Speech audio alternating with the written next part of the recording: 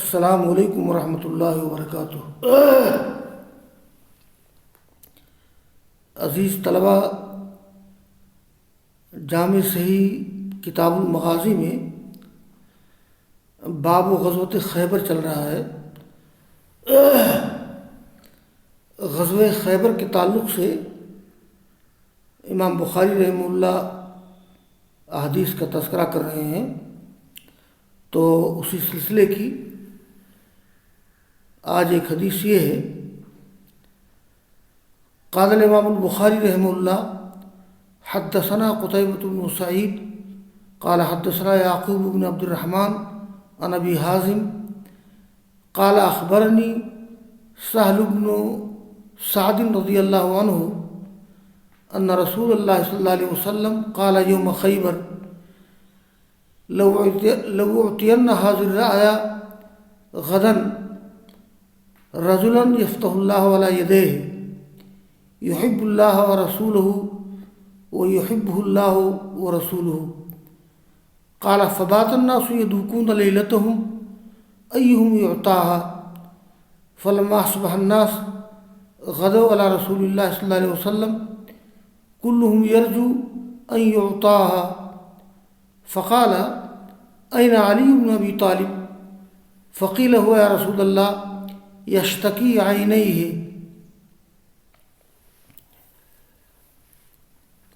قال فأرسلوا إليه فأتى به فأتي به فبصق رسول الله صلى الله عليه وسلم في عينيه ودعا له فبرأ حتى كأن لم يكن به وجع فأعطاه الراية قال علي يا رسول الله أقاتلهم حتى يكونوا مثلنا قال انفض على رسلك حتى تنزل بساحتهم ثم ادعوهم إلى الإسلام وأخبرهم بما يجب عليهم من حق الله فيه فوالله لأن يهدي الله بك رجلا واحدا خير لك من أن يكون لك حمر النعم۔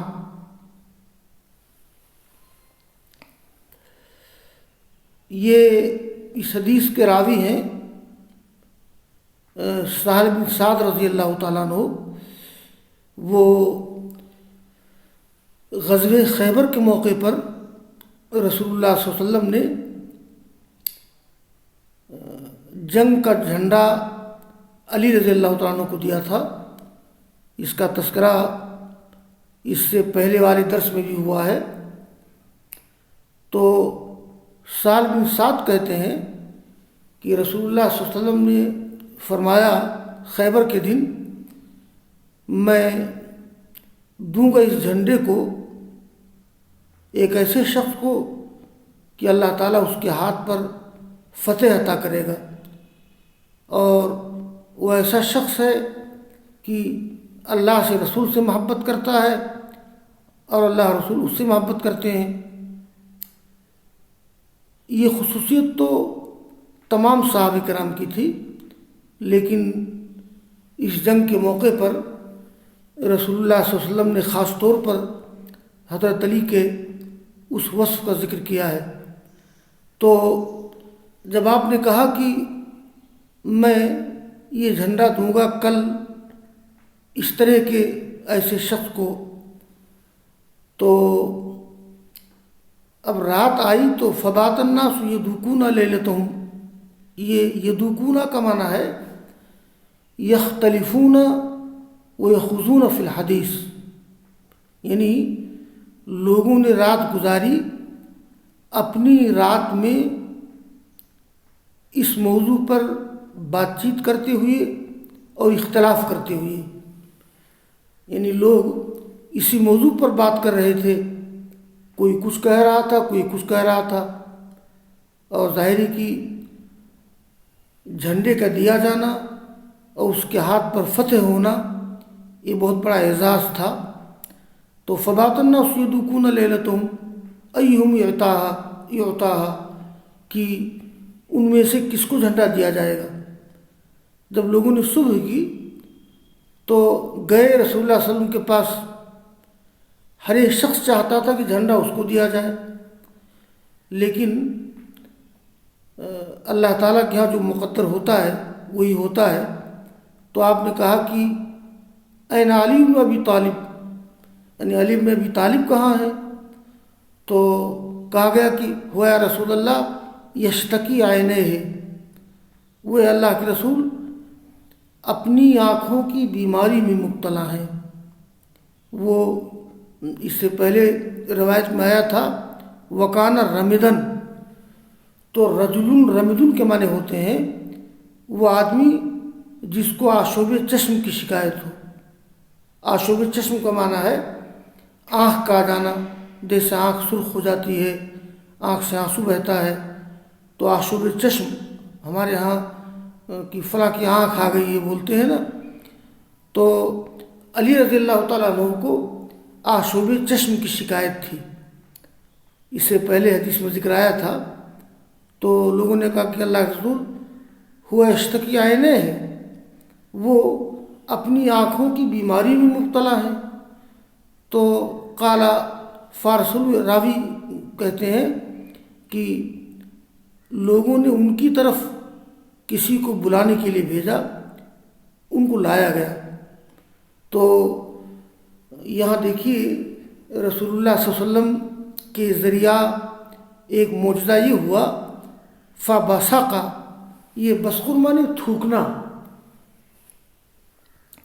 تو رسول اللہ صلی اللہ علیہ وسلم نے ان کی آنکھوں میں تھو تھو کیا اور دعا کی ان کے لیے. فبرا، وہ اچھے ہو گئے، آنکھ ان کی بالکل ٹھیک ہو گئی. حتیٰ کان لم یکن بہ وجع، یہاں تک کہ گویا ان کو بیماری تھی ہی نہیں. فاعطاہ الرایا، تو رسول اللہ صلی اللہ علیہ وسلم نے جھنڈا علی بن ابی طالب کو دیا. اصل میں ہر جنگ میں رسول اللہ صلی اللہ علیہ وسلم قتال کا جھنڈا، جہاد کا جھنڈا کسی صحابی کو دیتے تھے. ایک جھنڈا آپ کے پاس ہوتا تھا. تو علی رضی اللہ تعالیٰ عنہ نے کہا، یہاں میں ایک بات پھر دہرا دوں، میں نے بچوں کو بتایا تھا کہ یہ حضرت علی رضی اللہ تعالیٰ عنہ نے کون سا قلعہ فتح کیا تھا؟ تو یہ پوری جنگ کی فتح ان کے ہاتھ نہیں تھی، بلکہ ایک مشہور قلعہ فتح کیا تھا. یہ میں نے بتایا تھا کسی سبق میں کہ خیبر کی آبادی 2 حصوں پر مشتمل تھی. پہلے حصے میں 5 قلعے تھے. نمبر 1 حصن نائم، نمبر 2 حصن مصعب بن معاذ، نمبر 3 حصن زبیر، نمبر 4 حصن ابی، نمبر 5 حصن نزار. اور دوسرے حصے میں 3 قلعے تھے. حصن قموس، یہ بنو نذیر کے خاندان ابو الحقیق کا قلعہ. حصن وطیح اور حصن سالم. ان کے علاوہ اور بھی چھوٹے قلعے تھے، ان کی بہت زیادہ اہمیت نہیں تھی. جنگ صرف پہلے حصے کے قلعوں میں ہوئی، یعنی جو خیبر کی آبادی کا پہلا حصہ تھا جس میں 5 قلعے تھے، تو جنگ صرف پہلے حصے کے قلعوں میں ہوئی. دوسرے قلعے بغیر جنگ کے مسلمانوں کے حوالے کر دیے گئے. تو خیبر کی آبادی کے پہلے حصے میں جس میں 5 قلعے تھے، میں نے بتایا تھا بچوں کو کہ علی رضی اللہ تعالیٰ عنہ کے ہاتھوں اللہ تعالیٰ نے قلعہ نائم کو فتح کیا تھا. تو قلعہ یہ حصن نائم فتح کیا تھا انہوں نے، اور اس فتح نے پھر فتح کا دروازہ کھول دیا اور پھر خیبر پر فتح نصیب ہوئی مسلمانوں کو. یہ حصن نائم کو کیسے فتح کیا تھا؟ تو جنگ ہوئی، فتح کیا، وہ لوگ شکست کھا گئے. اور یہ جو ذکر کیا جاتا ہے کہ حضرت علی نے اکیلے خیبر کا دروازہ اکھاڑا، اس کا تذکرہ یہ بعض سیرت نگار بہت ہی فخر و انبساط سے کرتے ہیں کہ علی رضی اللہ تعالیٰ عنہ نے خیبر کا دروازہ اکیلے اکھاڑ دیا تھا۔ مولانا علی میاں ندوی رحمہ اللہ نے اپنی کتاب المرتضیٰ میں اس کا ذکر کیا ہے، اور یہ بھی ذکر کیا ہے کہ اگرچہ اس کے تعلق سے احادیث و آثار مستند نہیں ہیں، لیکن میں پھر بھی اس کا ذکر کر رہا ہوں۔ وہ سوال یہ پیدا ہوتا ہے کہ یہ خیبر کے دروازے کو، گیٹ کو اکھاڑنا ایک کرشمہ ہوتا، ایک کرامت ہوتی، تو اس کرشمہ اور کرامت کے ثبوت کے لیے صحیح اثر کی ضرورت ہے، صحیح روایت کی ضرورت ہے۔ تو علی رضی اللہ تعالیٰ عنہ کی شخصیت اور ان کے اوصاف کے بارے میں مبالغہ کرتے ہوئے اس کی کوئی ضرورت نہیں تھی کہ غیر مستند اور غیر صحیح آثار و روایات کی بنیاد پر کوئی چیز بیان کی جائے۔ اور ہمارے خطباء اور بہت سے مصنفین یہ بغیر تحقیق کے ان باتوں کا ذکر کر دیتے ہیں۔ بس صحیح بات یہ ہے کہ علی رضی اللہ تعالیٰ عنہ کے ہاتھ میں جہاد کا، قتال کا جھنڈا تھا، اور قلعہ حصن نائم پر ان کا مقابلہ ہوا تھا اور اس کو فتح کیا تھا۔ اصل میں حصن نائم بہت اہم قلعہ تھا۔ بہرحال فَأَعْطَاهُ الرَّایَةَ، تو علی نے کہا اللہ کے رسول سے وَقَاتِلُوهُمْ حَتَّى يَكُونُوا مِثْلَنَا، کیا میں ان سے قتال کروں یہاں تک کہ ہماری طرح ہو جائیں؟ یعنی جنگ کے آداب پوچھے انہوں نے کہ میں جب تک کہ وہ مسلمان نہ ہو جائیں میں ان سے قتال کروں؟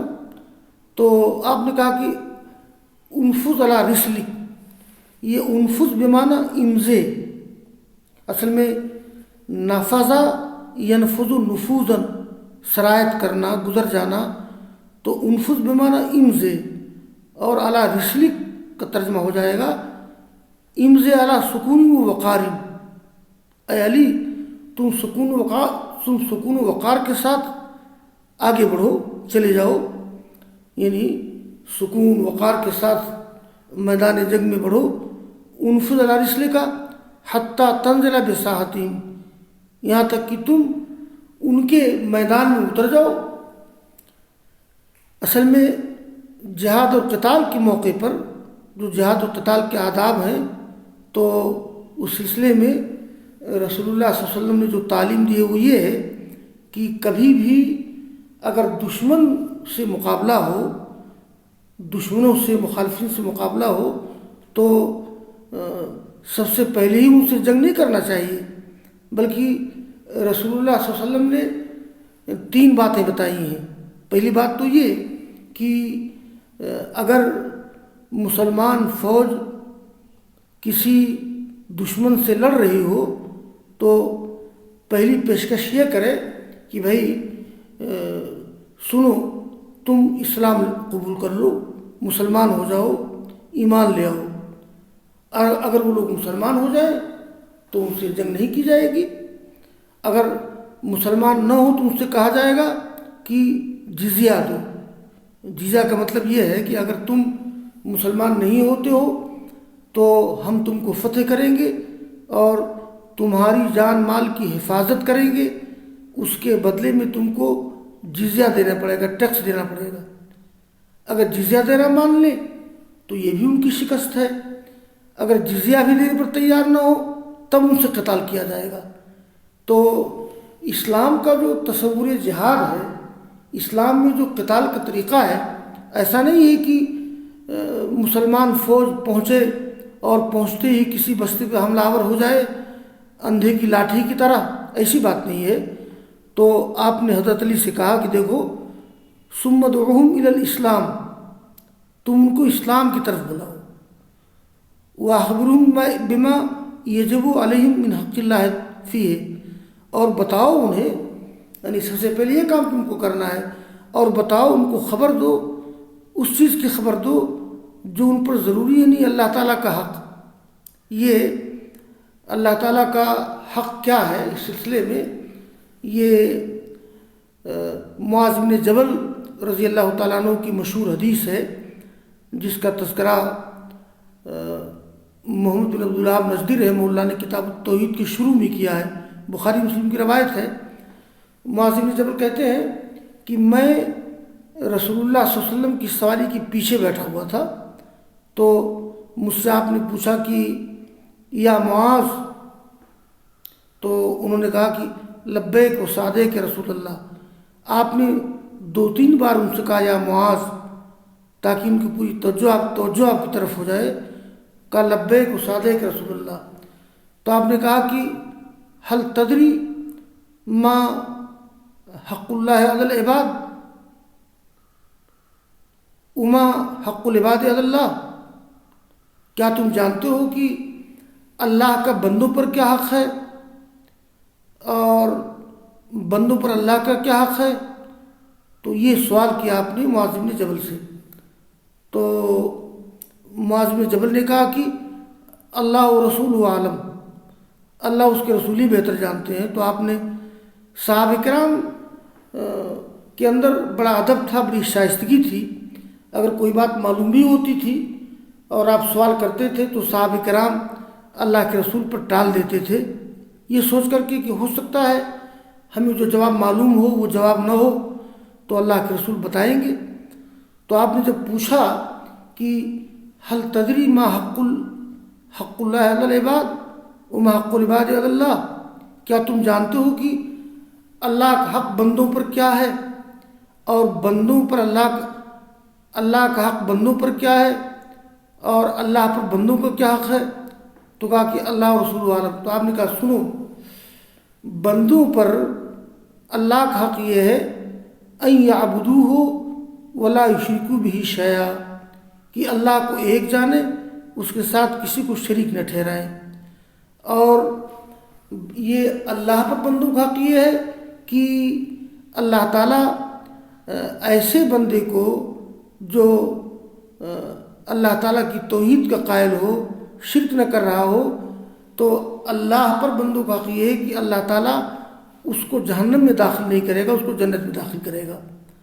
تو یہ جو حدیث میں آیا ہے کہ آپ نے حضرت علی سے کہا کہ وہ اخبرہم بما یجب علیہم من حق اللہ تعالیٰ، انہیں باخبر کرو اس چیز سے جو ان پر واجب ہے، یعنی ان پر اللہ تعالیٰ کا حق، یعنی اللہ تعالیٰ کا کیا حق ہے۔ تو اللہ تعالیٰ کا کیا حق ہے، انسانوں پہ اللہ تعالیٰ کا کیا حق ہے، ان یعبدوا ولا یشرکوا بہ شیئا، کہ اللہ کو ایک جانے اور اس کے ساتھ کسی کو شریک نہ ٹھہرائیں۔ تو سب سے پہلے کوئی بھی مجاہد مخالفین سے، دشمنوں سے یہی بات کہے گا کہ اللہ پر، اس کے رسول پہ ایمان لے آؤ۔ اس میں پوری تفصیل موجود نہیں ہے، اس کی تفصیل کتاب الجہاد میں آئے گی، کتاب الجہاد میں۔ تو اور اگر اس کو نہ مانے کوئی تو کہا جائے گا جزیہ دو، اگر جزیہ کو نہ قبول کرے تب اس سے قتال کیا جائے گا۔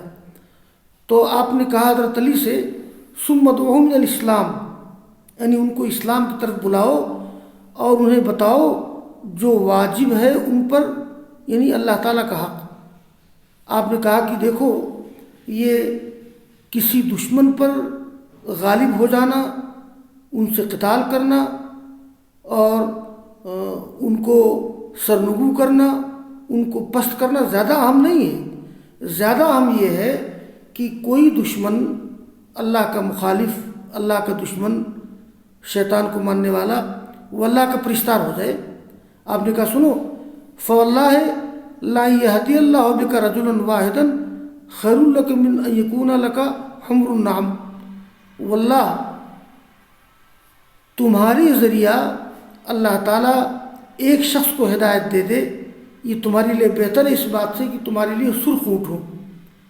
عربوں میں اونٹ بڑا قیمتی سرمایہ تھے، اور پھر سرخ اونٹ کی بڑی قیمت تھی۔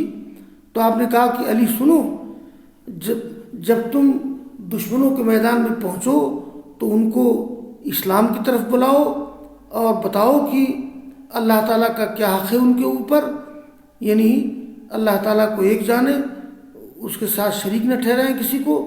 تو آپ نے کہا اگر تم ایسا کرو گے اور تمہارے اس طرز عمل سے کوئی مسلمان ہو گیا تو کسی ایک کا ہدایت یاب ہو جانا یہ تمہارے لیے سرخ اونٹوں سے بہتر ہے۔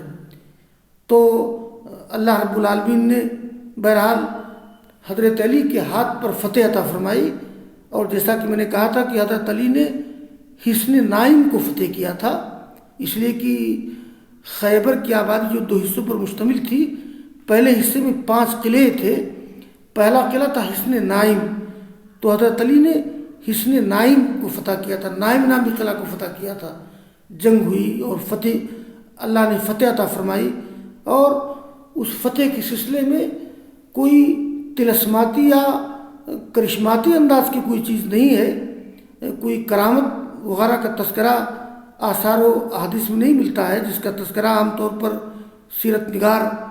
بہت سے سیرت نگار خطبہ کرتے ہیں، اور اقبال جیسے لوگوں نے اس کا ذکر کیا ہے، اور مولانا علی محمد ندوی نے اپنی کتاب المرتضیٰ میں ذکر کیا ہے باب خیبر کو اکھاڑنے کا۔ تو باب خیبر کو اکھاڑے بغیر اللہ تعالیٰ فتح دے سکتا ہے، اس کی کوئی خاص اہمیت نہیں ہے۔ یہ تو ایسے ہی ہے جیسے کہ یہ ہندوؤں کی دیومالائی کہانیوں میں بعض دیوتاؤں کے بارے میں آتا ہے، جیسے ہنومان کے بارے میں آتا ہے کہ جب یہ جنگل میں جنگ ہوئی رام چندر کی اور لکشمن کی لو کش تھے، تو لکشمن جی بے ہوش ہو گئے، تو رام چندر جی نے کہا کہ جاؤ اور پہاڑ کے فلاں حصے میں فلاں جڑی بوٹی لے آؤ، تو ہنومان گئے اور نہیں پہچان سکے تو پہاڑ کا ٹکڑا ہی اٹھا لیا۔ تو یہ دیومالائی طرز کی کہانیاں جو مشہور ہیں ہندوؤں میں، اسی کا اثر ہے کہ لوگوں نے حضرت علی کی طرف اس بات کو منسوب کر دیا ہے کہ انہوں نے خیبر کا دروازہ اکیلے اکھاڑ دیا۔ تو یہ اس کا ثبوت کسی مستند اثر یا روایت سے نہیں ہے۔ بہرحال یہ آج کا درس مکمل ہو گیا۔ وآخر دعوانا ان الحمد للہ رب العالمین۔